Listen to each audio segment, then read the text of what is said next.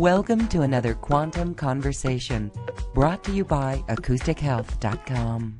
I'm Loren Gailey, and I invite you to sit back as we enter the quantum realm, that space of the greater part of you. It is your connection to infinite possibilities, infinite potential, and infinite mastery.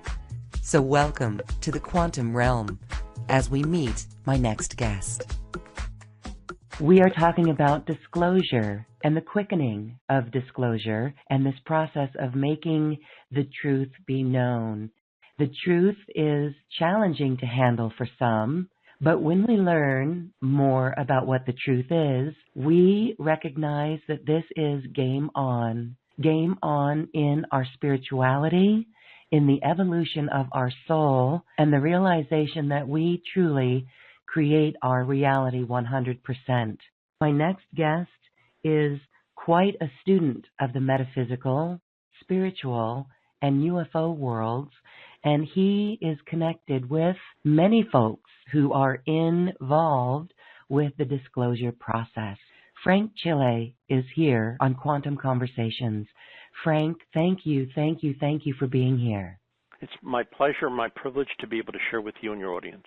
What I love about you, Frank, is you bring the spiritual side of the disclosure process. You know this within your own life, and yet you also go deep in ufology. And some of the people that you are in contact with have been working in the secret space program. We're going to get to that because it is quite fascinating. Currently, here we are in the spring of 2016, my favorite time of year, and we're seeing disclosure coming out more into the mainstream. Now, you say there's a quickening process and that people have been ordered to quicken the disclosure process. Who's ordering who and what's going on? Well, I think that our cosmic family has been instrumental behind the scenes in working with contactees as well as individuals who know the truth regarding where we are technologically. We're much more advanced technologically than the public is aware. Some folks may think we're maybe 40 or 50 years in advance of what's being told to the public. Actually, based upon the work of scientists and researchers that have been involved in secret space programs like Bill Tompkins and Colonel Donald Ware and Dr. Robert Wood, they're saying it's not hundreds of years, they're saying it's thousands of years in advance of where we really are. And it's one of the difficulties in getting people's heads wrapped around the possibility that we've been out in space, that we have colonized other planets and stars with technology that we have learned from the visitors, and it's been kept from the public. We've had the ability of being able to open the door to let's say open the door to space. The road to space has been opened up by having physics that's more advanced than is currently being acknowledged on this planet, and they've been using portals and wormholes to get out into the galaxy, and some of this information is being validated, like the work of Bill Tompkins. You and I have been talking about him off air, and he's recently come out with a book called Selected by Extra-Terrestrials, and his work has basically been working with what he calls the Nordic Navy and in think tanks with women that he said are not from here.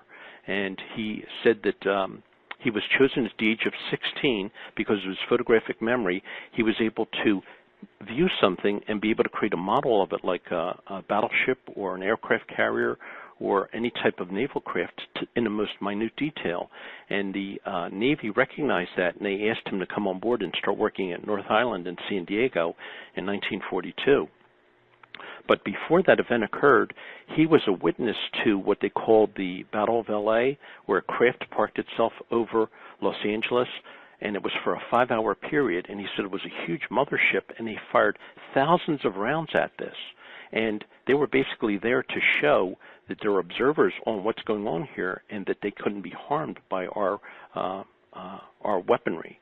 And he said that when the ship came in off of the Pacific before it parked itself over Los Angeles, he said it shot a beam down, and his parents and he were in the backyard, and this white beam came across the backyard, and he said it illuminated their backyard, and then he said it parked itself over Los Angeles for a 5-hour period, and he said they were firing at it thinking that it was the enemy, but it really wasn't. And he came to find out later that it was one of the ships of the Nordic Navy where these women that he would work with in think tanks would assist him in these projects.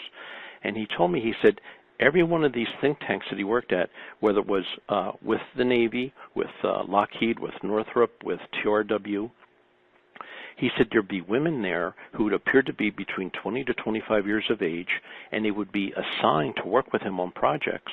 And he said, Frank, I would be given the most difficult of projects to accomplish, and he said he would get like a mental white flash, and he said all the information that he needed to complete his project would be given to him, and he felt it was these Nordic women, these extraterrestrial visitors who were planted at these facilities that were helping him.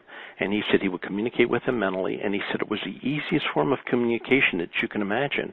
And he said there were no secrets that you could hold back. You can't be devious, because when somebody's communicating with you on a mind-to-mind basis, there's no place to hide. The truth is there. And he said that they taught him the ability of being able to communicate with them mentally, and also when he had to go into meetings, they were able to utilize his eyes and his mind as like cameras to be able to provide back to him information that he would be needed in the meetings of a technological basis to solve problems. It's really extraordinary. It's really extraordinary work. And he told me that we've had this ability.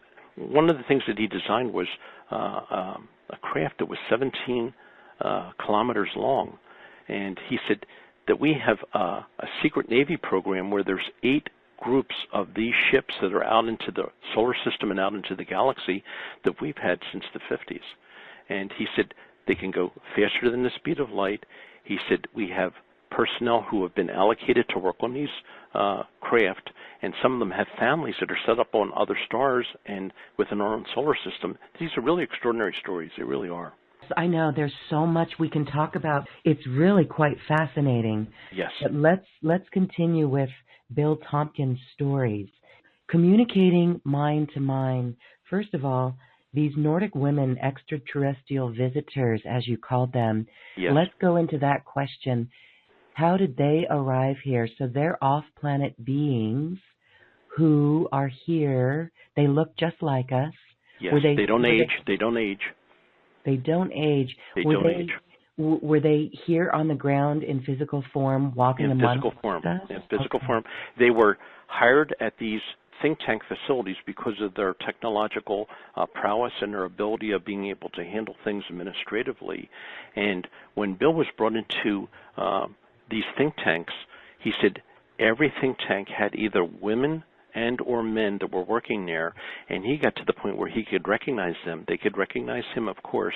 They would make themselves known to him mentally, and he said some of them told him that they had their Earth age, if we were to account for what their age would be in Earth age, they were hundreds of years old. And he said their lifespan could be 2,000 or 3,000 years of age. They don't age as we do. They don't age more than 25. As we would appear, as they would appear to us, it would look no more than 25, and men would look no more than 29 or 30 years of age. And they are here assisting. They were hired by the secret space program or our military or private space programs back in the 50s. Yes. Some of them as early as the 40s were working on projects, and they didn't make their presence known to individuals with the exception of Bill Tompkins. He said there were a few others that were also brought in about the same time. There were Earth beings that were born here, and he said they would interact with these, he called them Nordic women. And he said they were blonde-haired, blue eyes. He said they would be maybe 5'4", 5'5", and he said they would interact, and you would never know that they're not from here. He said the only thing that would ever give them away is you feel this incredible, loving energy that they emanate. There's nothing about them that is off-putting or that would make you feel that you're in jeopardy whatsoever. And he said they were just wonderful to be around. And he said they were so inspirational to work with. And he worked with maybe 5 or 6 different think tanks over the course of his career, and he's not done working. He's still working on projects with the Navy League, and he said that they communicate with him. They let them know that they are there to assist him, and he said it was always on a cooperative basis. And he said one of the things that they're trying to bring forward is the point that they could interact with us openly and acknowledge that we're part of a cosmic family. And that's been very, very difficult to achieve, as you know, for obvious reasons, because it's going to change the entire paradigm here.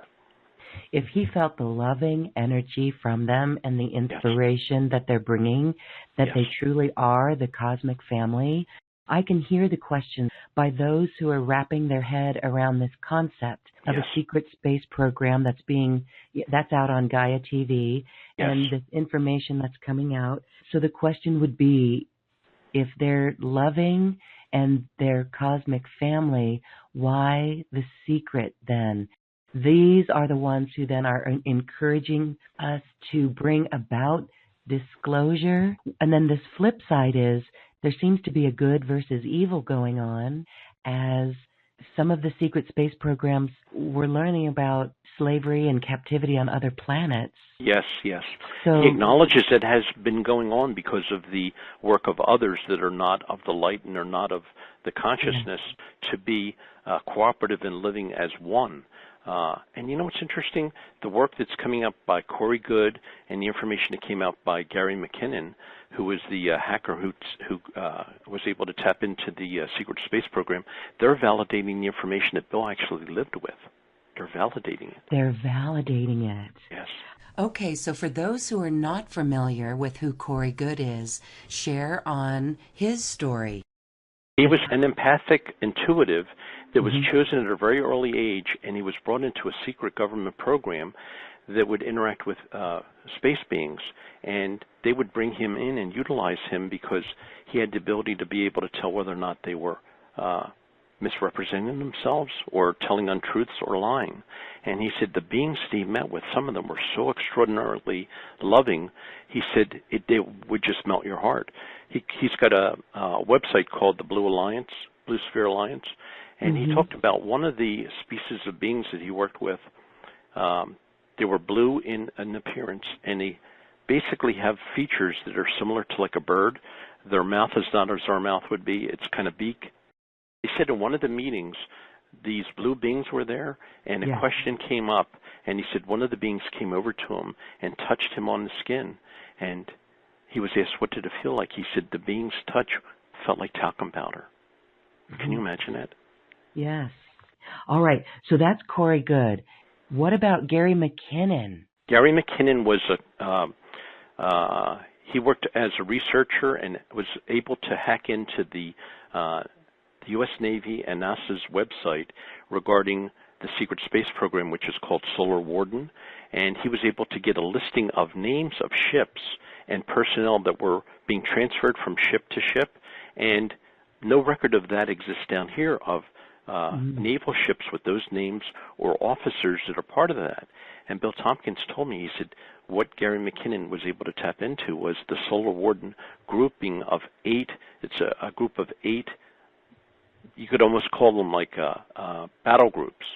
And he said they're building 3 more of them. And he said the first 8 that they built, are all using anti-gravity technology. He said the next 3 that are being built with advanced technology that's almost akin to using the mind to propel yourself where you're going to go. I mean, it's some really off-the-wall stuff. But some of that stuff was discussed in Phil Corso's book, The Day After Roswell, if you recall that. He said that there were imprints on the control panels of the ship that was recovered at Roswell, and he said it looked like the beings could put their hand on the control panel, and there was a band that they would wear around their head, almost like a Native American Indian headband. And utilizing that, they were able to propel the ship where they wanted to go. Well, apparently, it looks like we've been able to tap into that technology because Bill Tompkins said the next 3 groups of ships that they're building have that capability. And these ships are built underground in facilities, in caverns that are so huge. I think one of the researchers, Michael Salas, said one of them could hold like 8 battleships. And I was talking to Major George Filer, who publishes Filer's Files. He was an intelligence officer in the U.S. Air Force, and he would brief generals and colonels on a daily basis. And he had his own experiences as a young boy meeting visitors that looked just like us at the age of 5. And he was also at McGuire Air Force Base when a craft landed and the beam came out. And this was in, I believe it was 1978. And an MP overreacted to what he saw, and he shot the beam. And George Filer was the intelligence officer at McGuire Air Force Base during this incident, and they brought out a special team from Wright-Patterson Air Force Base. They cordoned off the facility. They didn't let anybody near that part of the tarmac, and they flew the body back to Wright-Patterson. But George has some incredible stories, too, and he publishes a newsletter that comes out on a weekly basis. It's free of charge, and it has some extraordinary information. It's called Filer's Files. But George is a good friend, too, and he lives not too far from me. He lives in Medford, New Jersey, and he lives on the lake. And after he moved there, him and his wife had an experience where a craft came out of the lake and parked itself outside of his bedroom window and started doing a lighting display inside of their bedroom with all these incredible lights and colors. So George is pretty well connected. Okay. So everything that you say there is just absolutely fascinating. I still hear the question, if these beings are so loving, even the Blue Sphere Alliance and the Blue Avian who appeared at this Galactic Federation meeting at the Lunar Operation Command on the moon. And yes, that's amazing to think that he could touch Corey's arm and feel talcum powder. Yes, it was that soft. There was no hostility at all. There was no hostility, just very loving, and he was that gentle in touching Corey, just to emphasize this point that we're here to help. So these off-planet beings and the blue avians, it's interesting. We can talk a little bit more about what you think that what they are. They're a higher dimensional being. Now, here's where it gets tricky. From all of your research, if these are loving beings that appear in a form that we call Nordic, that look just like us, and they're beautiful and very inspirational, why are they in cooperation helping a system that does evil? For example, what are the 8 battleships, battle groups they are preparing? Solar Warden is keeping out bad guys from the multiverse? Yes. Okay. Yeah, that's right. In other words, they're a form of protection, and from what I understand, the ones that we would call the game players, their hold is gradually being relinquished.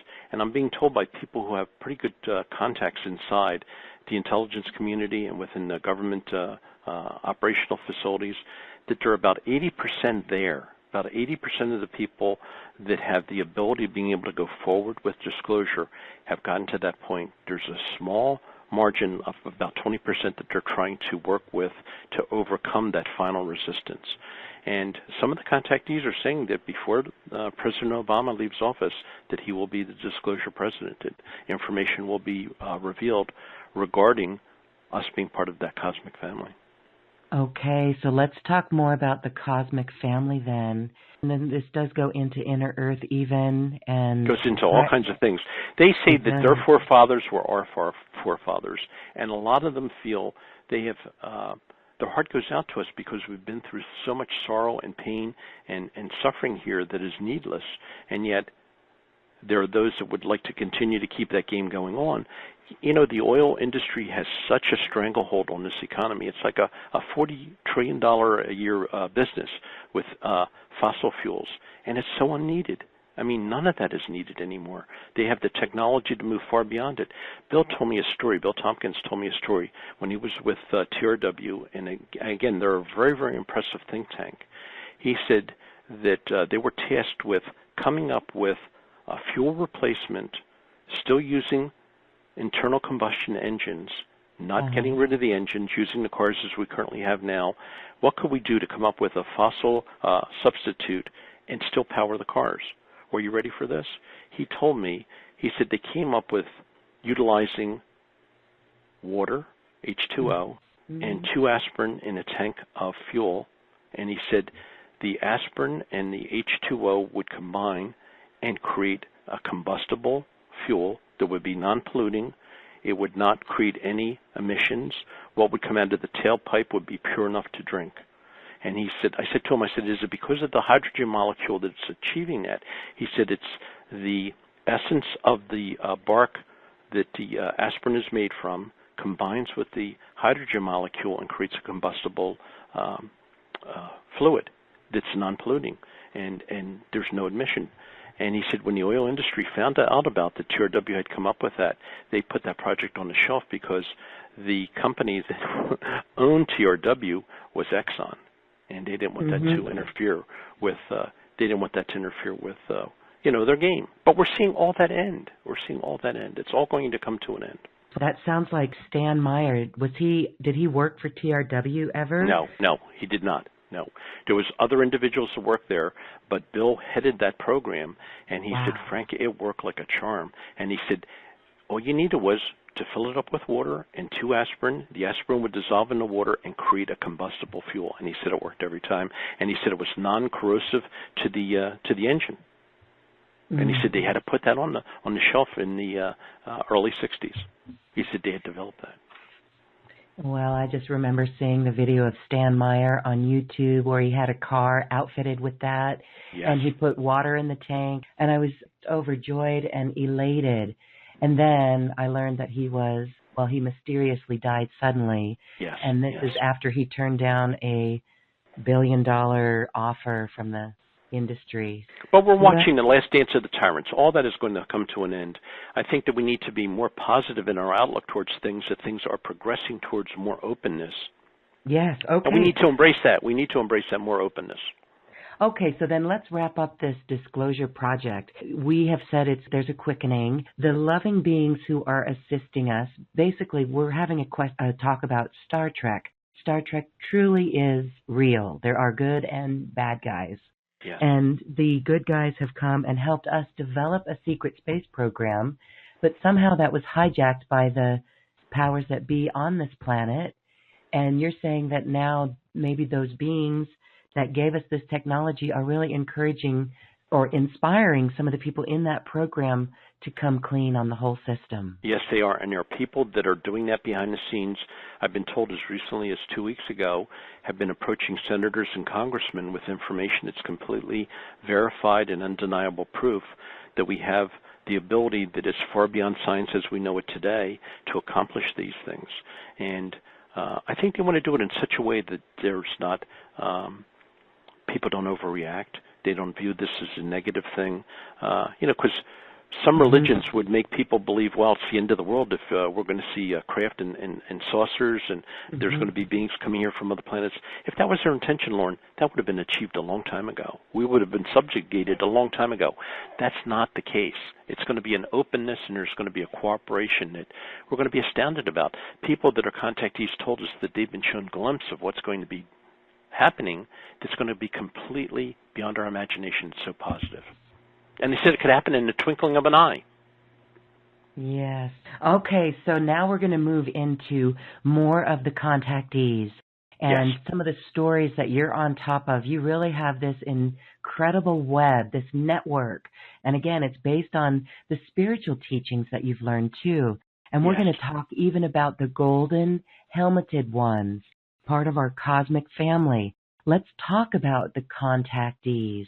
We've got a large variety, and it's beginning with orbs and blue orbs. And you even had a photo that we were discussing, and it's got a color. In the middle, it just looks like some reflection of light. We've got a number of things going on here. It's a bunch of orbs, and then a blue orb, and then in the middle, it's odd-shaped blob of multicolored lights. It's actually a sphere, Lauren. It's 3 feet in diameter, and it's got all these multiple colors inside of it, almost like a Christmas tree ornament. And it's been appearing to this girl that I met who lives in Vermont.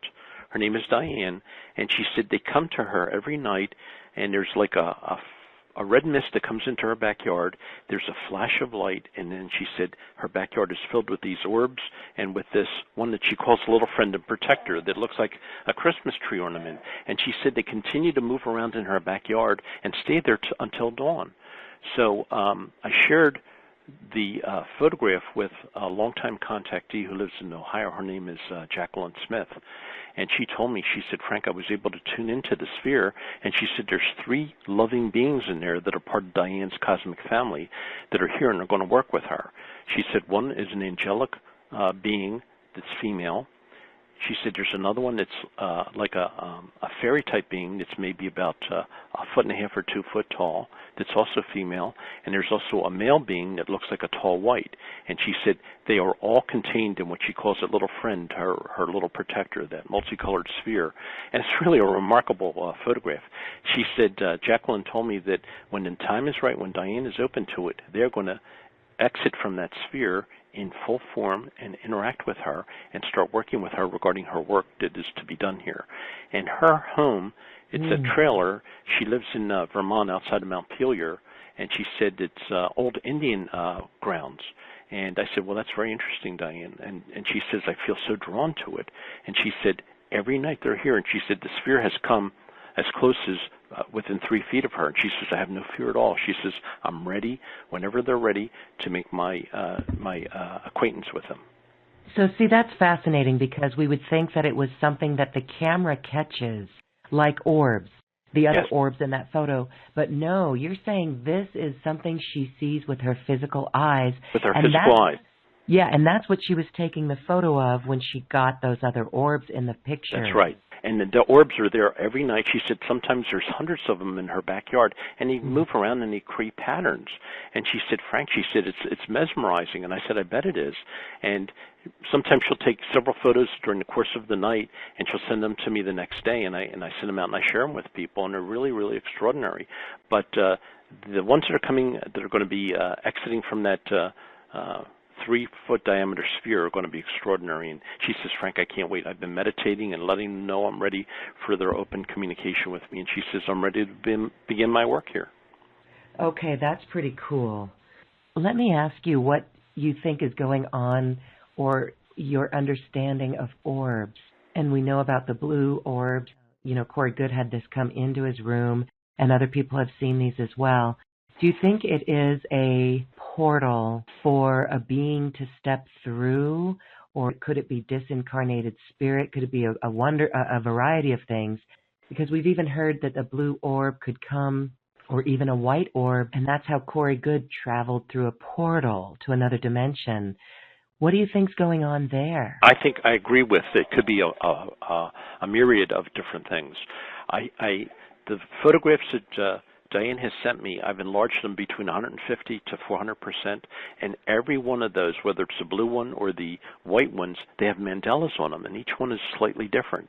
And it's really amazing. And she said they just float around her backyard, and she said, I never thought of blowing them up to see what I would see. And I said, even on your 3-foot diameter sphere that has those colors, when you expand that, you could see patterns in the colors. And I said, it's extraordinary. I said, you know, we could use those as almost like study tools. But I think they can be visitors coming here. They could be portals. They could be awakening tools. I think they're here to help nudge consciousness. Nudge consciousness. Okay. All right. And some of the other contactees you've had information and contact with yourself is Dr. Frank Strange's, and he was in communication with Valiant Thor. Yes. What can you share about some of the conversations you had with Frank Strange's? Boy, they were really remarkable stories. But I'd like to, if I can, backdate this a little bit. The first contactee that I met, I met in late 60s. His name was Albert Coe, and he had an experience in 1920 at the age of 16 with visitors that was really extraordinary, and he was released from his silence in 1968, and I met him at a UFO meeting that was held at a library in Cinnaminson, New Jersey, and the story is quite remarkable. Albert Coe, and what happened was I've met a lot of little-known contactees during the course of my own studies and my own experiences, and their stories have become almost like DNA to me, and their stories are very profound and very, very important. So Albert told me that he had this experience at the age of 16. He went on a canoe trip on the Mattawa River in Canada, and this is in 1920. So he happened to go with a friend of his, and he's 16 years of age, and he said they're canoeing along the Mattawa River in Canada, and they reach a point where there's rapids and there's boulders in the river. So they looked for a place where they could portage. So Albert took one bank of the river, and his friend took another bank of the river. Albert's walking along the bank of the river, looking for a place to maybe portage their canoe and get to some calmer water. And all of a sudden he hears a voice saying, "Help, help me, someone please help me." And Albert looks around and he doesn't see anything. And he goes to where the sound of the voice seems to be getting louder, and he said he saw some cracks in the rocks, and he said he looked down and he saw this young boy. He looked to be about maybe 18 to 20 years of age, and he was wedged against the side of the crevice. He had fallen backwards and had broken his foot. And Albert jumped down into the crevice, and he said, "What happened?" And he said, "I was fishing," and he says, "I fell into this crevice."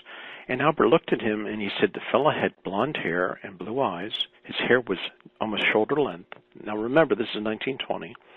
He was wearing a one-piece outfit where the boots were incorporated into the suit, and he had a belt that had looked to be lights, but the lights on the belt appeared to have been broken because of his fall.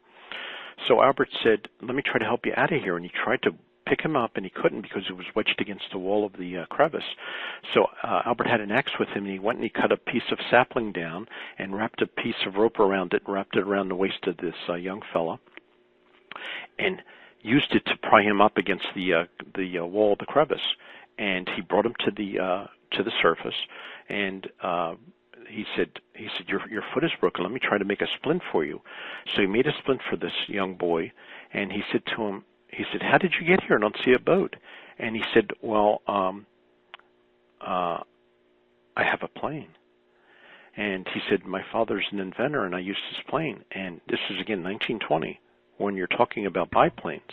Mm-hmm. And they needed a large area to land and to take off. Well, they're in a heavily wooded area of Canada. There's no landing strip there. So Albert says to this young fella, he said, "Let me help you back to your plane." He says, "You're not going to be able to support your weight." And the fellow says, No. He says, "I'll be fine. Just get me up on my feet." And he took a couple steps and he fell over again. Well, this happened like 2 or 3 times, and Albert said, "Listen, you're never going to be able to get back to your plane." He said, "You're going to have to let me help you." And the fellow said, "All right." He said, "But I want you to promise me, my father's an inventor. When you see this plane, you will not say anything to anyone about it." And he says, "I promise you." So he wrapped his arm around the fella, and the fellow wrapped his arm around Albert's shoulder, and they walked about almost a quarter mile into the wood line, and they're at the base of a little hill. And the fellow says to Albert, he said, "My little plane's on the other side of this hill in a clearing. Remember your promise to me." And Albert says, "I promise, I won't say anything." So they get to the top of the hill. They look down into a clearing that's maybe about 50 or 60 feet in diameter, and they see, Albert sees the last thing in the world he ever expected to see. He said it looked like 2 silver dishes, one on top of the other, that were supported by a tripod, just standing in the clearing. And the fellow looked at Albert and he said, "Remember your promise to me." And he says, "Help me over to my plane." He kept calling it a plane.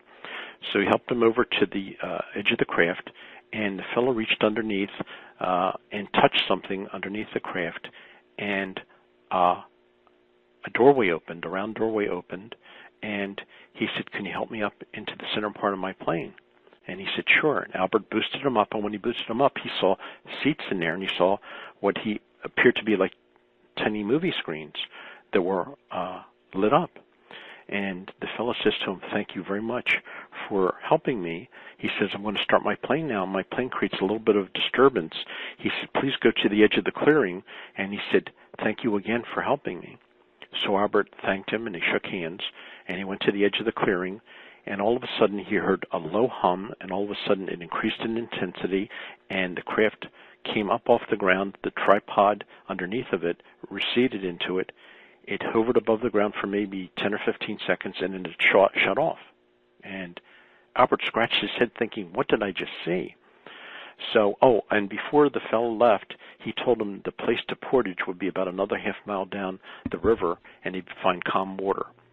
So Albert went back to camp, and he went back to the crevice where he helped the fellow out from, and he saw the sapling that he had cut, and he saw the piece of rope, and he said, this had to be real, but it seems too fantastic.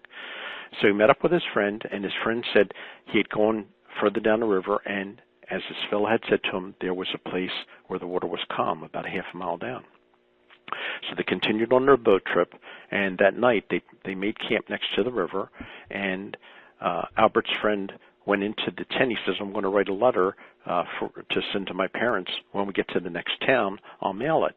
And Albert says, I'm going to stay out here by the campfire. So he's in front of the campfire, sitting there, and looking out over the river, thinking about the activity of the day. He said there was no moon that night. It was just a clear, beautiful night sky. And he said all of a sudden, that little plane was above the river, about 30 feet above the river, and it started tilting itself back and forth like it was waving to him. And Albert waved to him, and the thing took off, and he said it went up into the sky like a star. And they continued on their trip, and 3 months later, he got a postcard.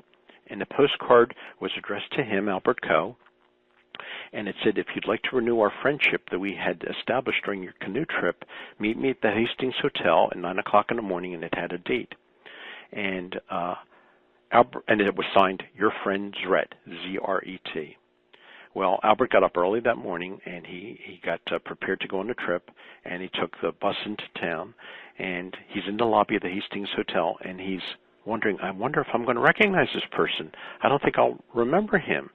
And just as he was thinking that, a fellow came walking over to him, which was this person, and he was wearing clothes of the time period of 1920, and he was dressed as a youngster, you know, like being 18 or 19 years of age, and he had his hair cut. His hair wasn't long. And he walked over to him, and he says, Albert, how are you? It's so good to see you. And he said, I have a car outside. He said, would you like to take a ride with me, and we can go fishing? Now, I got to regress a little bit. When Albert had rescued him from the crevice, Albert said, where's your fishing pole? And he said, it's right here. And the fellow had something that was maybe about 6 inches in length. And he said, that's not a fishing pole. And he said, yeah, my father invented it. He says, watch this. And it telescoped out. It was a telescopic fishing pole. So it went out to a length of about 5 feet or 6 feet. And then it would recede again into this small cylinder, which was really neat. So Albert was so excited. He gets in the car with this fellow, Zret, and Zret's saying, how is your family? How is school going? And he keeps talking about all these things that Albert wants to talk about, other things like the little plane and where he was from and everything like that. So they get to a pond, kind of far away from the major road in Hastings, and there's a log floating in the pond, and there's turtles running to the edge of the log and dropping off into the water. And he says to Albert, Albert, look at those turtles. He said, they're just like mankind. They keep doing the same thing over and over again and falling off the cliff. And Albert said, what do you mean mankind is like turtles? And where did you get that plane? And where's that plane from? And where are you from? And the fellow says to him, hold on, Albert. He said, first of all, you saved my life. He said, there's no higher form of sharing and of kindness than saving someone's life. And he says, I've been given permission to tell you who I am and where I'm from. And he said, you're to keep this secret. And he said that he was from a star system that was 54 light years from Earth. And he said the planet that they were from was running out of water. And he said they were looking for other life in the galaxy, and he said they found this planet that was very similar to what their planet was like, that had water and trees and shrubbery, and you could grow crops and things like that. So he said they built these massive spaceships, and each spaceship could hold 50,000 people, and he said their entire population was transported from this planet they called Norca, N-O-R-C-A. He said it was a 54 light year trip, and he said they could do it in about 6 hours. And he said that the ships were accelerating at such a high velocity that when they came into our solar system, 3 of them crashed into the sun. They couldn't avoid crashing into the sun.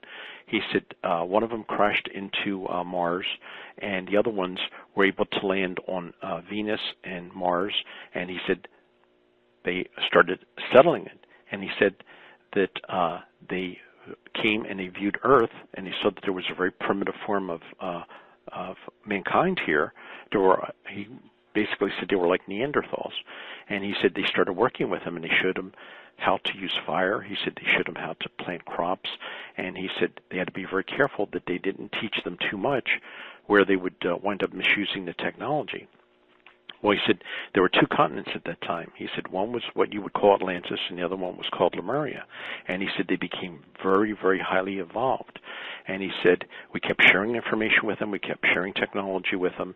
And he said there was one thing that they wanted to learn from us that we never wanted to reveal to them, and that was the breakdown of the molecular structure of matter, almost like an atomic bomb. But it was much more profound. So he said we never wanted to share that because that could be so disruptive. And he said some of the scientists on Atlantis compromised one of the space beings and shared that information, and the Atlanteans tried to use their authority against the Lemurians to subjugate them, and it didn't work, and they figured that they would use one of these devices against the Lemurians, and it backfired, and it wound up destroying both Atlantis and Lemuria. And he said after that, when both continents submerged, he said, we took the position we're not going to interact with anything down here because mankind has to learn on our own. It was too devastating what had occurred. So he said they continued to monitor them as we continued to grow, and he said they saw endless wars going on here and all this conflict. And he said in the late 1800s, they started seeing that mankind was developing X-rays, that they were developing radium. They were able to work with radioactive materials. And he said it was at that point they thought that they could build up the destructive properties again to do damage. And they asked for 100 volunteers to come down, and they were to be all men. They were not to be any women, and they were to come down here for a 100-year mission. And he said that 100-year mission was to try to influence mankind to use technology towards a more positive basis, not a negative basis. And they were to go into jobs where they couldn't stay in a job more than 5 years because they didn't age. They always looked to be like, 18 to 23 years of age. So Albert got a chance to meet these 100 representatives that were here from the planet Norca over the course of time, because he had saved this person's life, he had saved Zret's life, and they would take him to visit Venus, they would take him to visit Mars, and he had these incredible experiences with them. And he said Zret became his best friend, but he still couldn't share any information with anyone. He also worked as a cameraman for Howard Hughes when Howard Hughes was making the movie Blue Angel about the fighter planes during the First World War. He had developed a specific lens for Howard Hughes to use, which he had gotten a patent for. So he became very proficient as a cameraman, but he kept his secret quiet with his experience with Zret and the beings that look like us. And he said they could interact down here. Nobody would ever know it. And he said some of them went into science, some of them went into teaching. He said some of them went into research, but they couldn't stay in one position more than 5 years because they didn't age. So Zret was released from his secret in 1968, and he started going public, and he wrote a book called The Shocking Truth, which he self-published. It's a very, very rare book now that talks about his experiences and what he had learned from these visitors. And he lived in northeast Philadelphia, and I would go visit with him. And his wife had never met the visitors, and she said, Albert has a lot of young friends who come here, and they visit with him quite a bit. She said, but I don't know who they are. And then she went into the kitchen, and Albert, his eyes twinkled, and he said to me, he said, Frank, he said, my wife has met them. She doesn't know who they are because they look like young fellas. And he has gone on board the craft. He has been taken off planet for periods of 2 to 3 weeks at a time. In 1966, he was involved in a very serious automobile accident. He was driving, and he had a stroke while he was driving, and he hit a concrete barrier, and the car bounced off the concrete barrier and hit into a sidewalk, and the car was severely damaged. Policemen happened to be behind Albert and thought he was drunk. He took him out of the car, and then they discovered he had a stroke, and he was rushed to the local hospital, and they told his family, they brought his family, and they said, your family, it was basically a death watch. They didn't think he would survive till the morning. And his left knee had gotten shattered against the dashboard. So, but that was the least of his problems. So his family stayed at the hospital, was basically a death watch. And during the night, Zret came in, and he's got the ability on his belt to be able to bend light beams around himself. So he's not seen.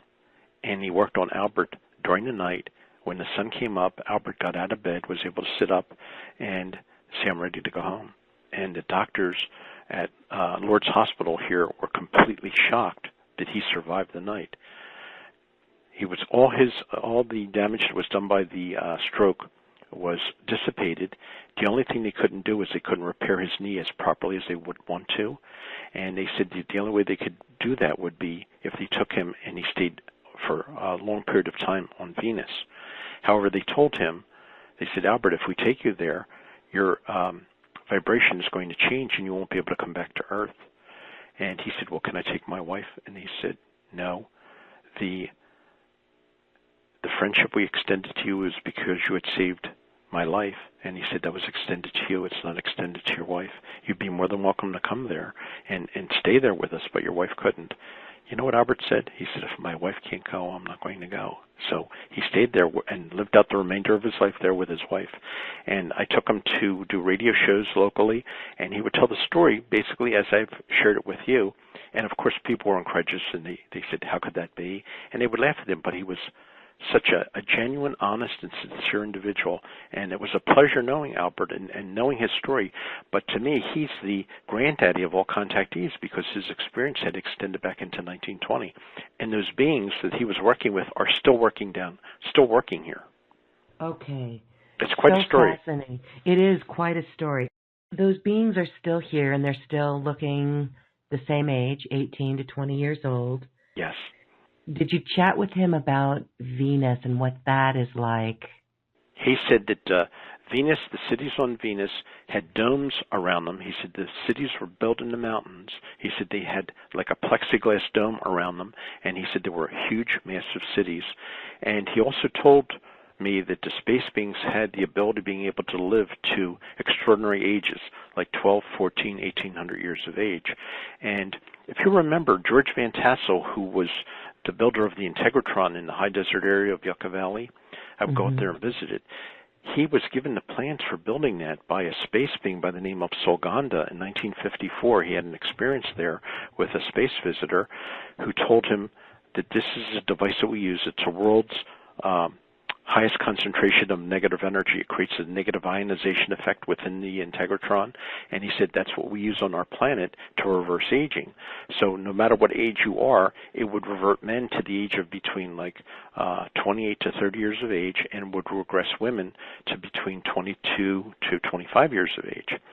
And George Van Tassel started building the Integratron, and he got so much resistance from the government, from the FDA, and he did it all with donations. Him and his wife, and he had 4 daughters, and that's a whole other series of extraordinary stories in itself. But that device was a gift from the star beings to Earth, and to rejuvenate vitality and health, and to do away with disease and illness. And when they gave him so much resistance, the star beings told him, they said that mankind is not yet ready for this. When mankind is ready for it, it will be made, it will be shared with him and made known. And to this point, it was never completed. The final wiring diagram was given to one of Van Tassel's daughter's husbands. His name is Daniel Boone. He's a direct descendant of the pioneer Daniel Boone, and he still lives in Landers, California. And he's another extraordinary contactee. He's had experiences with the beings that look like us, and experiences in Mount Shasta, and he still lives there. And he said that the visitors still visit with him, and he said he's taken on board the craft, and he said we haven't gotten to the point yet where they could activate that and make it available. But hopefully at some point soon it will be. Thank you for sharing on George Van Tassel and the Integratron. I have a friend, soul sister, Michelle Anderson, who goes there frequently, and she feels the call to her heart. So it's fascinating to see this connection between all of this. Let's go back to Zret. He said that he spoke of Atlantis and Lemuria. Yes. and how the scientists of Atlantis were able to compromise an off-planet being. Right, and get the technology. To get the technology. Yes, for the molecular structure, the breakdown of the molecular structure of matter, and they used it as a weapon, but it was so destructive that it destroyed both the continent of Atlantis and Lemuria, and they both sank beneath the waves. And they said at that point, they said they were not going to interfere here anymore. They would only observe and monitor things until the late 1800s, where we started to develop technology where we could again be destructive. And he said they were always against nuclear proliferation, atomic weapons, nuclear energy, hydrogen bombs, all that. You know, Linda Moulton Howe, I'm sure you've heard of her name. She shared a story with us once where there was going to be a nuclear test at one of the labs, one of the nuclear labs, or one of the properties. It's by Kirkland Air Force Base. It's, oh my gosh, the name's right on the tip of my tongue. Anyway, the visitors had told the people not to set this bomb off because it was going to create all kinds of havoc vibrationally and with frequencies. And Sandia Labs, that's where they were going to set the explosion off, on property that Sandia Labs had. Well, the day of the explosion, and this was told to Linda by some of the senior scientists there working on the project, at the day that it was going to be set off, a craft landed, and about 30 beings got out of the craft, and they laid down on the ground in a circle with their feet towards the device that was going to be exploded. And their intent was, if we're going to set off that explosion, they were willing to sacrifice their lives to try to prevent that from happening. And they called off the test. Now, that's a very little-known story. I know you've got amazing stories because of your research in this and also your contacts. So where does spirituality come in? Some would say, why would someone help the bad guys the way that they're helping with the technology that gets hijacked from the people? Again, this brings us back to disclosure, where there's this effort for the truth to come out from those who have been helping us. Right. So instead of serving self, you serve mankind. Yes.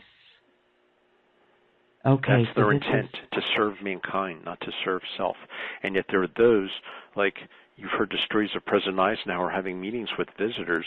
Apparently he had, Timothy Good talks about 4 visitations that he had, 2 of them beings that look like us and 2 of the beings that were the Greys. And he was advised not to do anything with the Greys because the Greys were deceptive and liars, and they would promise you technology, but in return they would compromise whatever it is that you would hope to do with them. And we made the wrong decision. We wound up doing the agreement with technology with the Greys, not with the ones that look like us. And it led us down a path of a lot of issues and a lot of problems. Really, when you ponder this yourself, gosh, Frank, and you think about this migration of humanity and the Adam-Cadman body, well, I know you've contemplated this creation, this source of humankind across the universe. Yes. And I feel that those that are here for our best interest, because their consciousness is being accelerated as well, and yet there are those that have bloodlines here and DNA here that they want to help uplift, because when they make their transition into the higher and finer frequencies, to be able to accomplish that successfully, we need to do that as well. And there are those that are going to choose not to be part of that higher consciousness, that are going to have an opportunity to go through this entire cycle again, this 285,000 year or 275,000 year cycle again, until they learn. But those here on Earth are going to have the opportunity of being able to go into that finer frequency and to interact with our cosmic family. But again, it's all by choice. Nobody is saying you can't go. You're choosing with your own actions, with your own words, with your own thoughts. And all that's being monitored. It's being monitored. Yes. All right. That brings up a question then. I know there's so many who are listening that are trying to make contact, that would love to make contact, that would want to go off this planet. And then there are others that are, if that really did happen, could they stand without any fear? You know, I've also had a ship experience. This was in 2009, right before Obama was inaugurated, and we saw something, and we saw a ship out our window. We were so stunned. My husband and I were so stunned, I couldn't even think to get my camera. My knees were weak. And then, I believe it was about 6 months later, I had a very profound dream, vivid dream, and it was that we cannot be in fear. We saw these ships come down. They looked like toys, actually, and everyone was in fear getting under the picnic tables, and I was like, no, we cannot go into fear. And I got the message from that dream. I feel that it was this adjustment in the fear because I had that within myself. So when we think about looking in our world outside and thinking that people can come from off planet, are there any characteristics of these beautiful people? Well, the energy that they emanate, and I've been in the presence of two people, one on the East Coast and one on the West Coast, that I thought were not from here. And the one when I was on the West Coast, I was at a conference, and I felt this incredible love energy coming from the left-hand side of the room of this auditorium. And the place was packed, and there was standing room only. Well, there were people who were standing along the left wall of the auditorium because there was no more seats. And I felt this love energy emanating from this fella who was maybe 25, 26 years of age. And he saw that I acknowledged his energy. And after the meeting, I wanted to go over and talk to him because I felt that he was a visitor. And he got lost in the crowd, and I couldn't see him. I couldn't connect with him. Ooh. But it was a beautiful sensation. And George Filer, the fellow who was the intelligence officer in the Air Force, told me of an experience that he had when he was a young boy where he was brought on board a craft for 5 or 6 times and told that he was going to be having an effect on working with people to help their consciousness and also have an effect on the ecology of the planet. And he said they look just like us, blonde hair and blue eyes. And there's a mall near us called the Cherry Hill Mall. And he was in Macy's in the Cherry Hill Mall. This was several years ago. He was coming down the escalator, and he said he saw this blonde-haired woman who was maybe about 5'10", maybe 5'11", talking to these other people that were normal, just earth beings. He said when he saw her talking to these people and he felt her energy, he said it felt just like the energy of the beings that he met when he was a young boy. He felt that love energy emanating from her. And he said she looked at him as he was coming down the escalator, and as soon as he got down the escalator, he wanted to go over and talk to her. She went out into the mall, and she disappeared with the crowd there. But he said, Frank, her energy was just the same as the beings that I met on board the craft. Apparently, she just didn't want to acknowledge to him that she was there. But he said she fit right in. She, perfect clothing as anybody would wear down here. Wow. All right. Such fascinating stories. We're going to do a lot more with Frank Chiille. So one of the questions that I had, sure, when you said we were being monitored, Bill Thompson said that they were able to use his mind and his eyes. Yes. Now, so that brings up a question. Off-planet beings that look like us, humans, our brothers and sisters. Yes. Do they have the ability to view Earth from our eyes without us knowing it? He was aware of when they were doing it, and he said it was non-intrusive, non-invasive.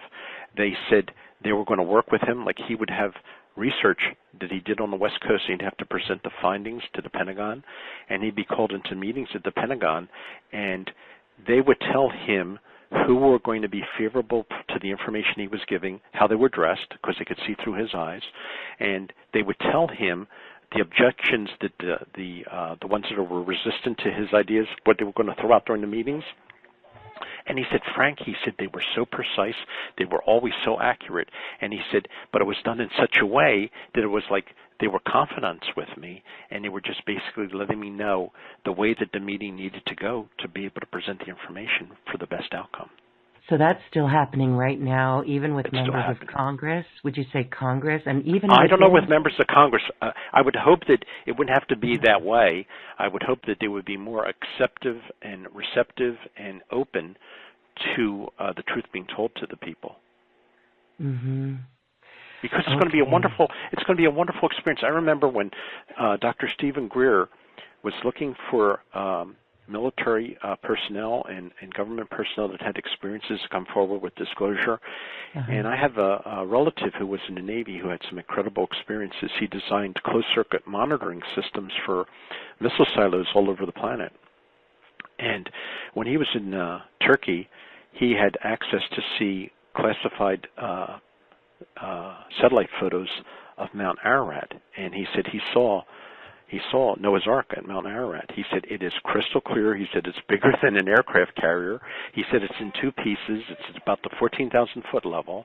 He said in the wintertime it's encoded with snow and ice, and in the summertime it's completely exposed.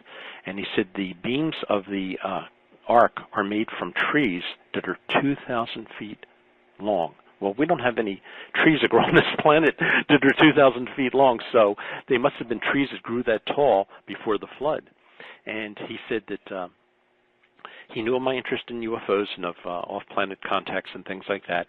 He said the only thing he would ever say to me is, they're here, the government knows about them, and that's all I'm going to say. But I keep him posted with information. He receives George Filer's newsletter. So he's aware of what's going on. He just doesn't want to talk about it. And Stephen Greer asked me, would he be willing to come forward and talk under the term of amnesty?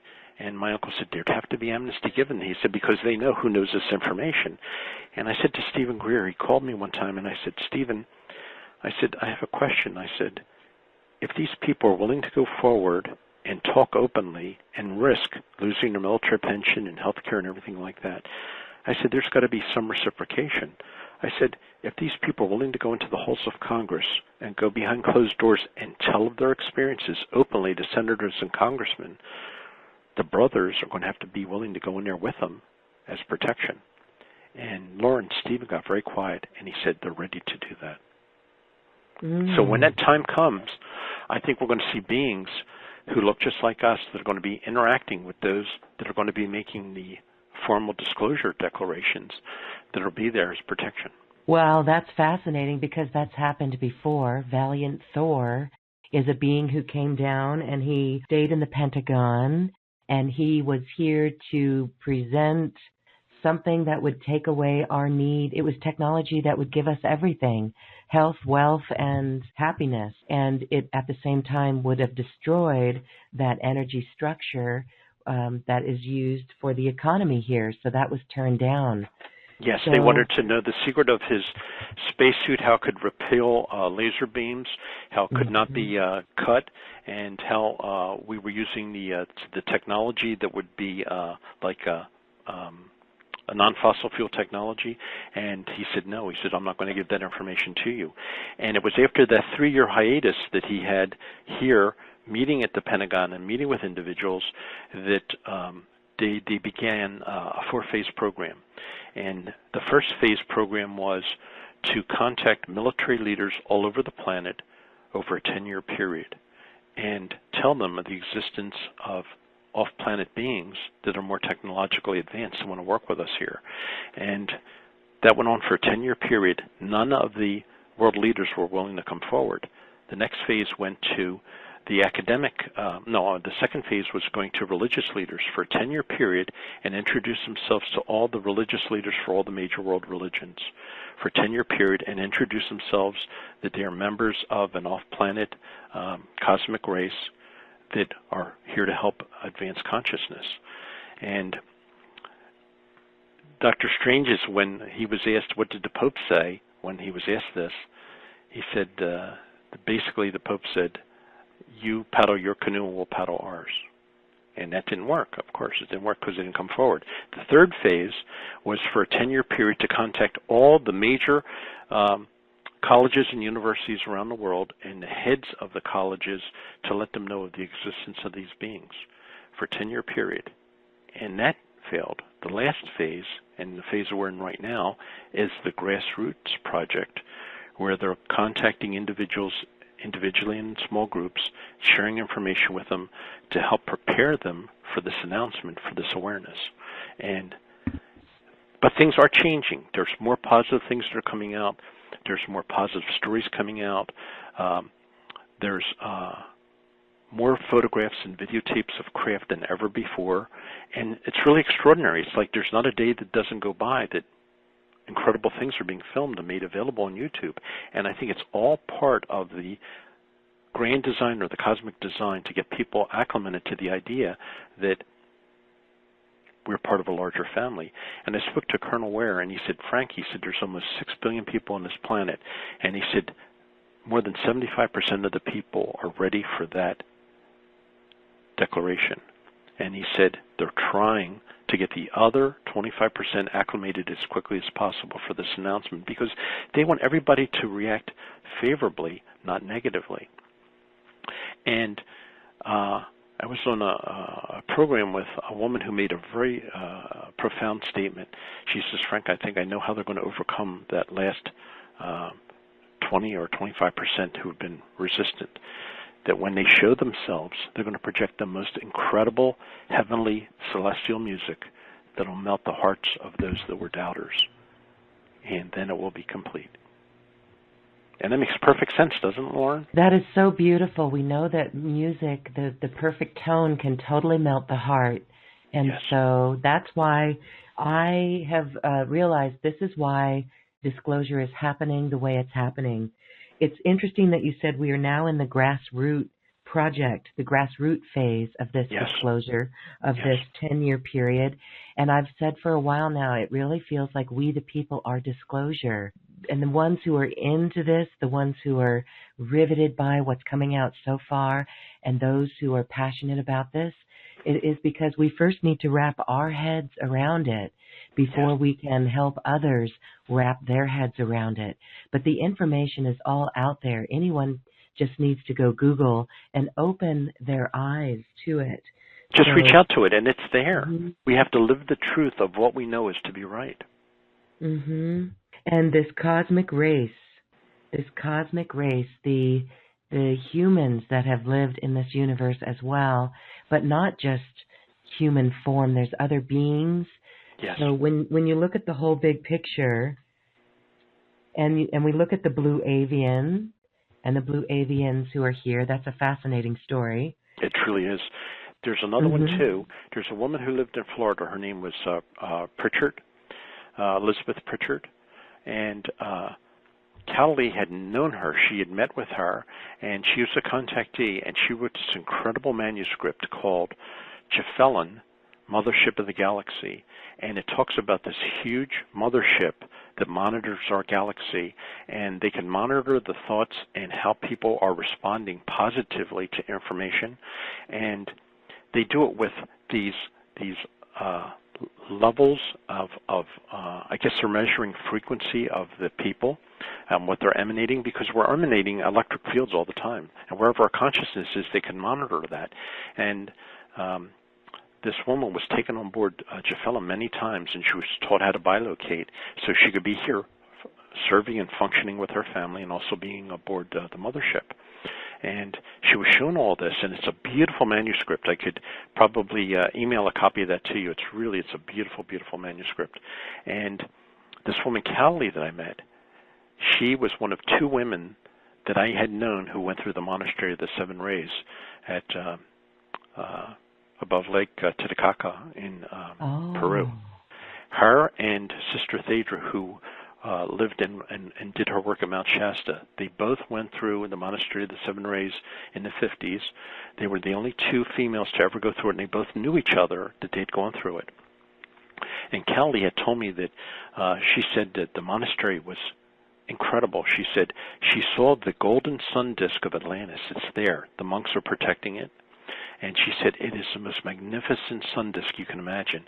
And she said the last living Cyclopean who lived on the planet Earth lived at the monastery, and the monks would minister to the Cyclop and provide his food and nourishment and things like that. And when he died, she said he died in the late 50s. He was the last living Cyclopean to have lived on the planet. And she told me so many incredible stories. She was a living mystic. What an incredible woman she was. And they taught her how to bilocate. When I was out in California, I met with people who knew Chille when she used to come to the Giant Rock UFO conventions. And her children said to me, Frank, our mother never went there. And Chille would giggle. And I knew why she was giggling, because she had the ability to bilocate. She could be there with her family and take care of raising 5 children and having a husband, and yet she could be where she wanted to be. She had the ability to be able to bilocate. Fascinating. Okay. And these people walk amongst us, and Lauren, they live their lives very quietly, but they're living their lives doing extraordinary work. One of her purposes here was, she said she was brought here to open up the Christ gates. She said there were 12 gates that she was tasked with opening using specific crystals that would be given to her or she would find. And she went to all the continents, all over the planet, and she activated the Christ gates. And she said they needed to be opened to allow the energies of what's going to be happening on this planet to happen without negative recourse. And her husband was not into the work at all. Her husband was a union negotiator, and he gave her so much resistance you would never believe. And he would never, when she had to go to these places, he was very wealthy. He would never provide the financial wherewithal for her to do it. She would clip coupons and have bake sales and stuff like that to fund what she had to do. And she never objected to it. She never objected to it. All of this information that you bring forth is worthy of course after course after course. It's really your passion and life work and just fascinating. Did we finish up with Frank's strangeness and anything No, that you found fascinating? Tremendous things about him. My first awareness was about Valiant Thor was part of my introduction to all of this. I had graduated high school, and one day in the late 60s, it was about 1968, I was driving along a major thoroughfare here in New Jersey, and I was drawn to go into a shopping center that I'd never been in before that had a bookstore I'd never been in. So I went into the bookstore, and I started walking up and down the rows of books, and I stopped in front of the metaphysical book section, and there was a book there that started vibrating towards me like it wanted me to pick it up, and was called From Outer Space, which was written by Howard Menger and his experience meeting the beings that look like us as a young boy, and through the time that he became an adult. And he wrote a book about it called The High Bridge Incident, which is what I had gotten. And in it, he was taken on board craft, and he was taught cosmic truths, and he was told to start sharing it with people that were open to it, that lived by him. And he would have these meetings outside of his house when the weather was nice, and set up chairs. Well, the photographs that were taken of Valiant Thor were taken at one of Howard Menger's meetings. And there's black and white and color photographs taken. I had mentioned to you that I'm going to supply you with some of them. At one of the meetings, there was a photographer there. His name was August Roberts, and he was a photographer during the war, and he was very much into UFOs. And he took these photographs, and he gave a copy of the photographs to Dr. Strange's, and he said, I met this being and his brother and two female space beings that looked just like us. He said they were from Venus. And Dr. Strange's was given a photograph of Valiant Thor, and he would go around and he would do lectures on the Bible and of us being part of a larger cosmic family, and he will always show that photograph. Well, at the end of one of the lectures, when he was in Washington, he was approached by a woman who opened the door for him to go to the Pentagon and ultimately meet Valiant Thor. And I know Rob has shared that story with you, and you know that story. But those photographs were taken at Howard Menger's facility. I met Dr. Strange's when I moved out to California, and would attend some of his lectures and go backstage and talk with him. And he was married to a very lovely woman, and they lived in Van Nuys. And it was right after he did one of his presentations, I went backstage and I talked to him, and I said, have you seen Val lately? And he said, I saw him today. And I said, can you talk about it? And his wife, Victoria, said, it was an incredible experience. She said, he came in the front door. He knows that he could have access to the house anytime he wants. She said she was sitting at the dining room table in a straight-back chair, and she was suffering a terrible migraine. And she said, as soon as he walked in, he noticed her discomfort. She said he came and he stood behind her high-back chair, put his hand on each one of her shoulders, and she said she had the most incredible experience. I said, can you say what it felt like? She said, it felt like the presence of the Lord moved through me. And she said, the migraine dissipated and I never had it again.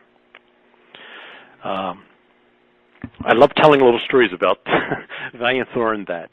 There's a woman who lives in Wyoming who had a personal meeting with him. She had met him as a young girl. Her mother was very much into the Giant Rock conventions. Her name is Judy Beebe. And there was a fella who was also a contactee, George Hunt Williamson, who wrote many, many books, The Road in the Sky, Other Tongues, Other Flesh, The Monastery of the Seven Rays. He wrote that under the name Brother Philip. He was going to be doing a presentation at the home of a woman who was, she worked with Oregon Energy, and she was also a chiropractor, and she also worked with healing. And whenever Judy would go over to visit her, Judy was taken there because she had very, very severe diabetes, and they were going to cure her using these techniques. And when Judy would go there, her teacher and her healer would say, Judy, go outside. The visitors are coming. She said, there's going to be angel hair all over the plants. She said, go out there and dissipate it. And she would go out there and she would touch the angel hair, and it would dissipate when you would touch it. And I said to Judy, Judy, how did it feel? And she thought for a minute, and I said, did it feel like liquid? And she said, that's what it felt like. She said it felt like liquid when you would touch it, and then it would dissipate.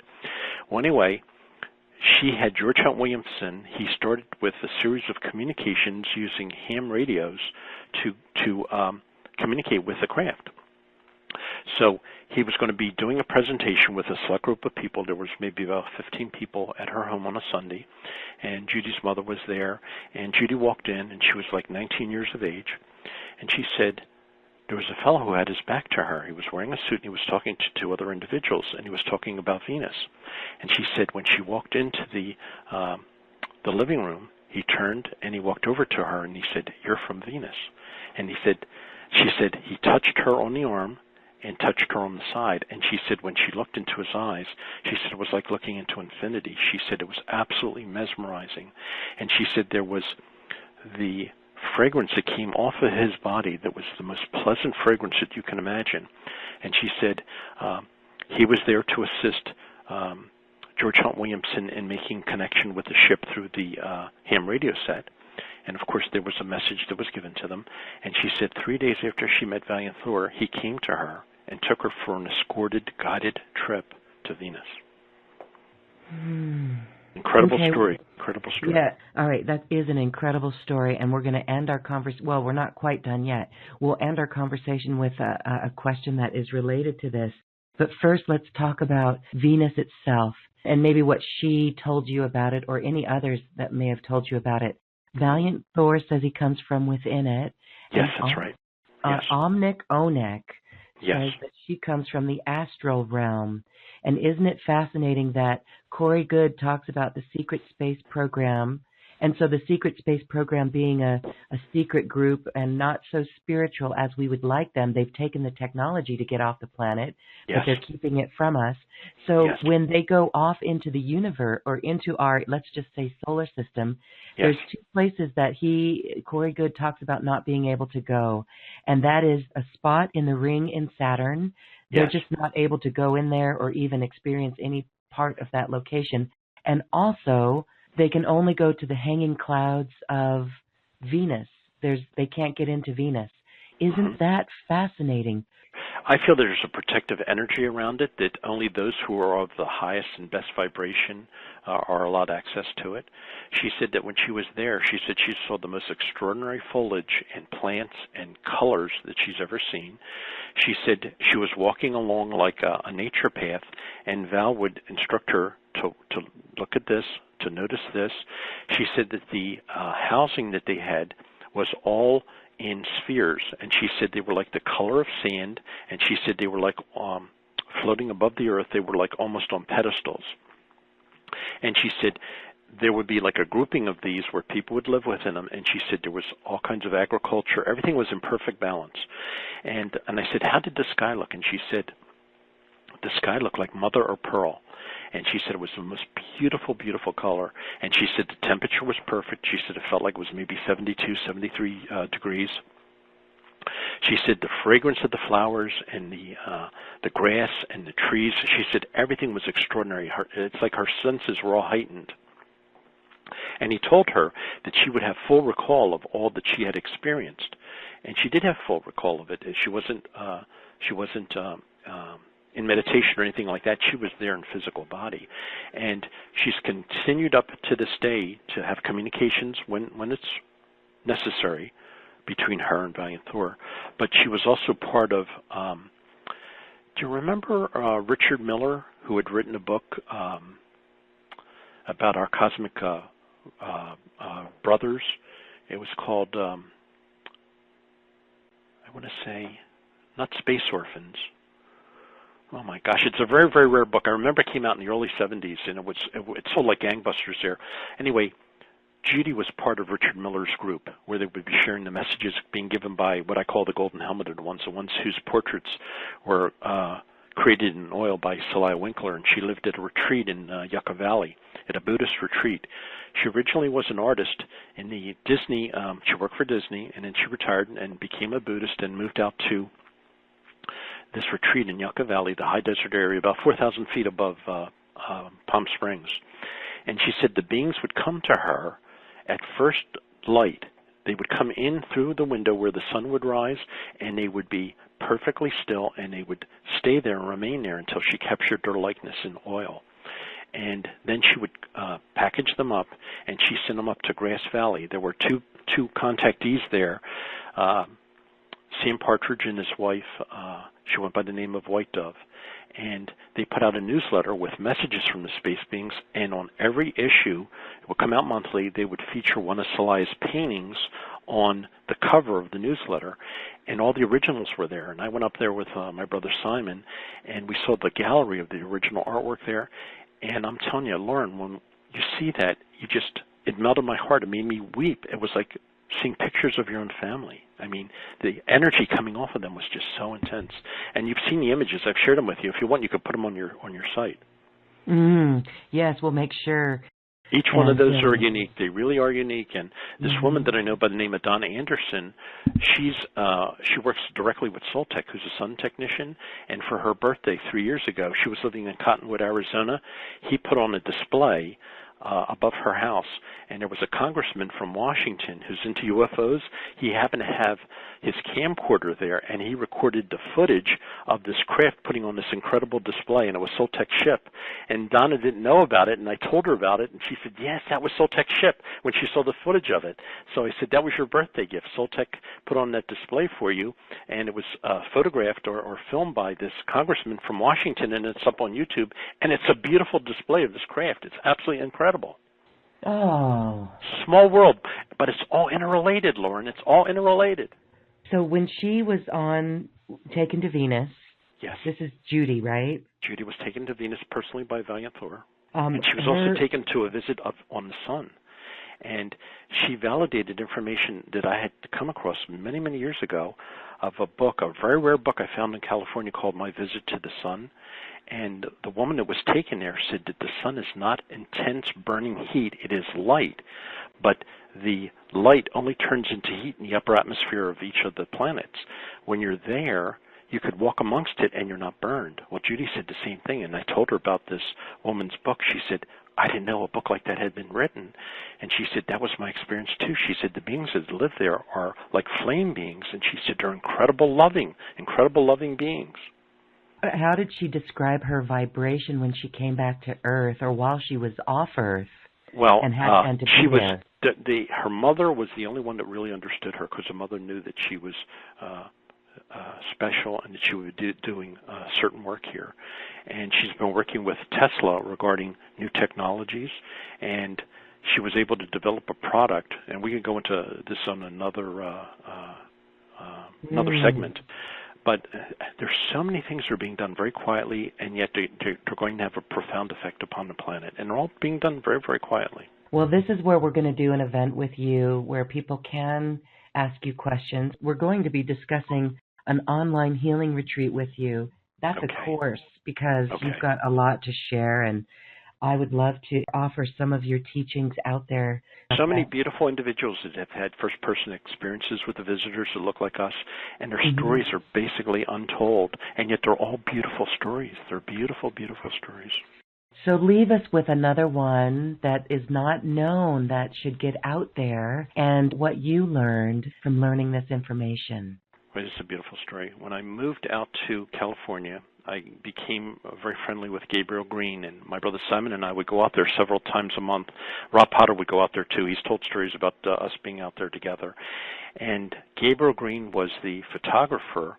He was a photographer during the war, and he was a photographer of the Giant Rock conventions where they would draw up to 10,000 people out to the desert, and people and contactees would share their stories and experiences.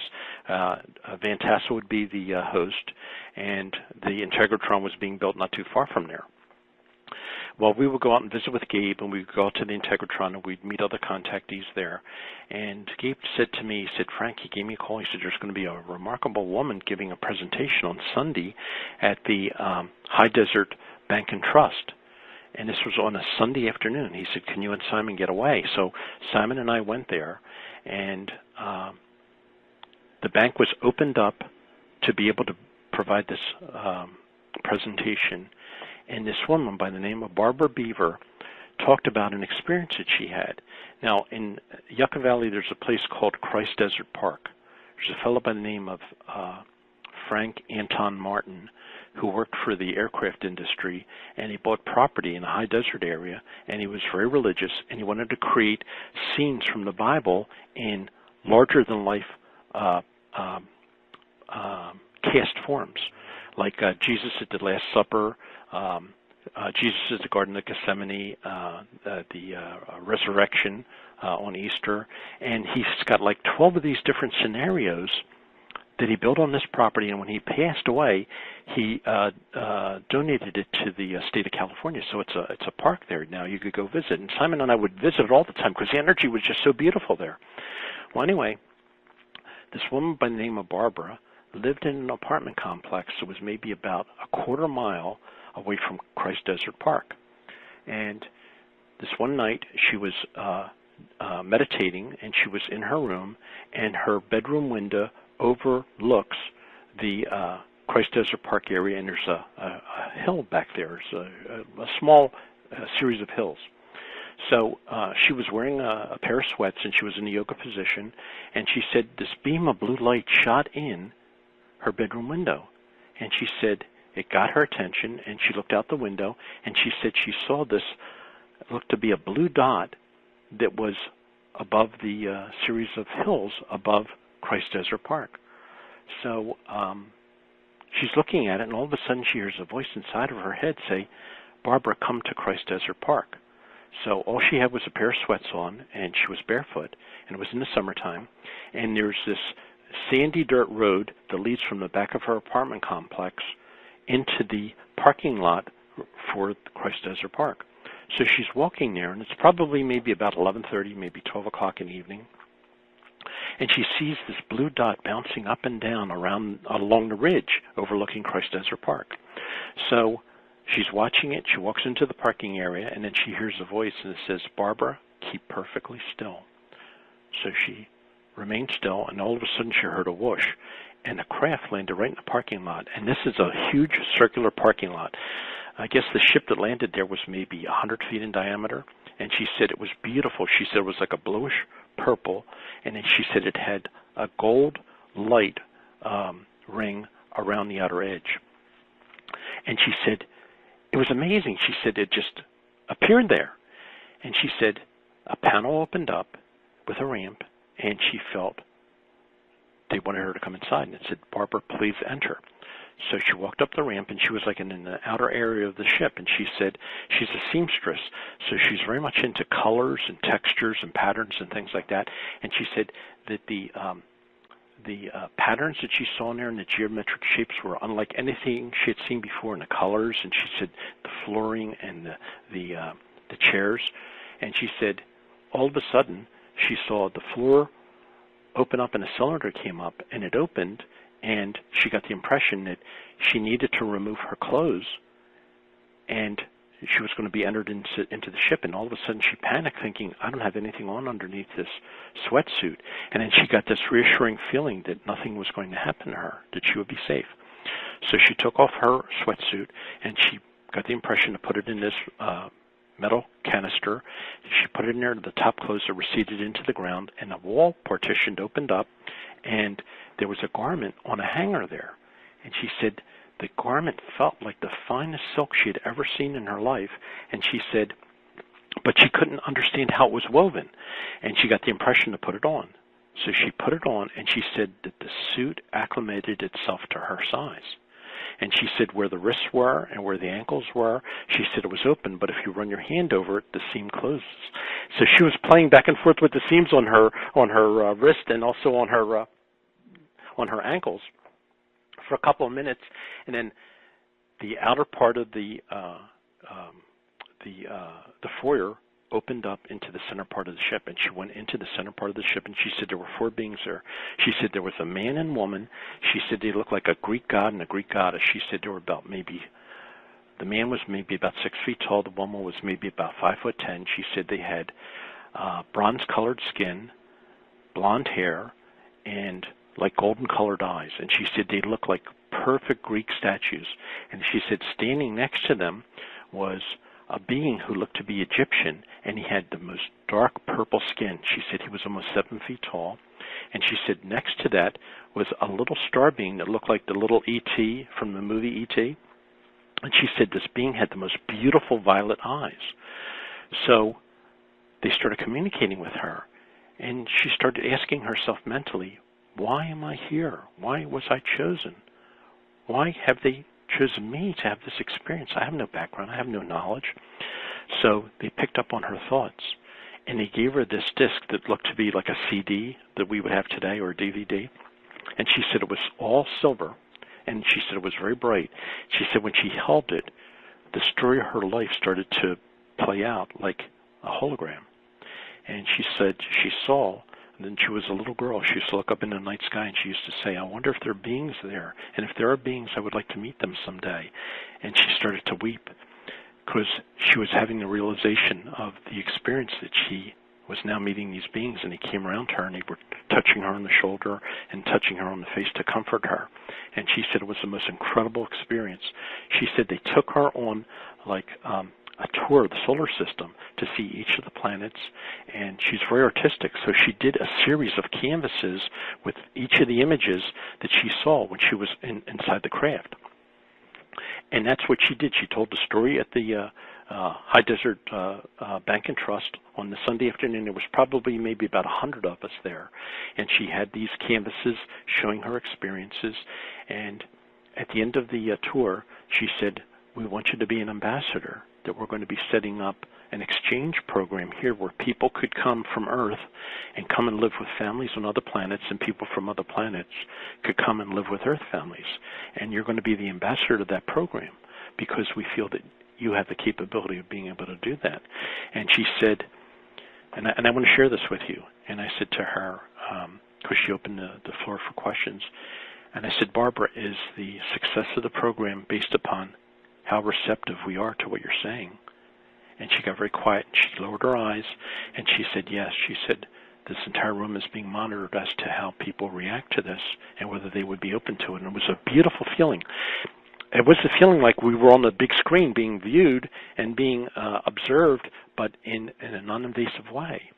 And so it was really wonderful. Everybody was congratulating her. We thought, this is just beautiful. What a wonderful place to pick. And it was very spiritual and very uplifting. And we had hoped to hear more about it, okay? So I guess I was up in Yucca Valley about maybe a week or so later, and I saw her, and her personality seemed to have shifted. And I said to Gabe, I said, what's going on? She says, Frank, Barbara's getting a really hard time. And I said, what's going on? She said, people are banging on her door at all hours of the night, calling her the devil, and she's a devil worshiper, and she's dealing with evil, and she started getting threatening phone calls. Well, to make a long story short, Lauren, about maybe a month after this, she completely disappeared. She left Yucca Valley. They put so much pressure on her that she just couldn't take it, and she left and walked away from all that. Now, I've been told she's living somewhere in Florida now, but the story she brought and shared with us that afternoon was so profound and so beautiful and so uplifting that we all wanted to participate in it, that it's time for something like that. But that was not the time to be. We will end this wonderful, fascinating, mind-expanding conversation by returning to what we began our show with, and that was the statement that things must get spiritual when we go off-planet. It's hard to conceive when we look at a secret space program that's off-planet and they're not very spiritual, but we're not going to judge because we can see the higher value of technology being given to this planet to assist this planet. Yes, it has fallen into the wrong hands, but we are being monitored so it won't be as destructive as it has been in the past. So as we close this conversation, I'd like you to speak to that. I feel that each of us needs to live the truth of what we've learned in our own quest during this life path, this life mission, and the more acceptance that we have of it and the more openness that we extend to those who've had these extraordinary experiences and be non-judgmental of them and allow them to speak openly and freely, the more we'll be able to facilitate this great event that's going to be happening. And it's going to be a great event. What do you envision that as? You had mentioned or briefly mentioned that some of these contacts will come, they look just like us, and they'll walk among us and explain the situation. What do you see as the process and the results? One of the contactees that I've been in contact with, and this guy's story is extraordinary too. I mean, we could do this the next time we get together. It's an extraordinary story. Mm-hmm. He told me that his contact, who looks just like us, and he's been in contact with him for over a period of like 35 years. He met him in college. He said that he was told that when the president makes the disclosure public, he's going to be joined on the dais with 5 galactics, and one of the 5 galactics is going to be Valiant Thor. Oh my goodness! I mean, is that beautiful, or is that? I mean, it's to me that's just so profound and so invigorating. Yes. And because they're going to have to protect this disclosure. They're going to have to protect the information and protect the messenger. And nobody's going to fool around with that energy. You would think that the powers that be, as some would like to say, David Wilcock calls it the powers that were, where do they have to be? I mean, here we've got this great shift going on where new light, new energy is coming in to our planet that is allowing us to hold more light physically in our body. And light is spirit, source, God energy. The opportunity will be extended for them to walk into the light with us hand in hand. That is extended to them. No one has to judge them or turn away from it. As we move forward, all the old judgments fall by the wayside. Amnesty for the cabal. Think That's of that. Yes. Yes. I mean, yes. We're all brothers and sisters. They're as much part of us as we are them. They were our wayward family. They were the wayward ones. And now the opportunity is being made clear for us to reunite in complete family harmony. All of us have parcels of this tapestry that's the cosmic grand design, and it's time for all of us to put our parcels on the table and share with one another so the tapestry can materialize and be woven together. Absolutely. Calling all light weavers and sharing. Beautiful. Well, Frank Chiille, we're going to have another conversation with so much more about the contactees that you've been in touch with. We're looking really forward to that. This has been a mind-expanding conversation, and we thank you. Thank you for the ability of being able to share this information, and I welcome any further exchanges because to me, the purpose of living is to love and to share. Yes, to love and to share. And so we all, anyone and everyone listening, understands that each of us play a part in this, and we can understand our true power. That is why it is so important to connect with spirit as well as being here in the physical and in the mental. And we combine all of this and create new earth. And that does mean this understanding that we are not alone in the universe. There is a cosmic family waiting to meet us. And next time we'll talk about inner earth. Thank you, too, for listening and sharing in this space today. We leave you now with music from the universe, literally sacred geometry of music, as musical notes were assigned to mathematical equations. The result is this beautiful music, available at acoustichealth.com.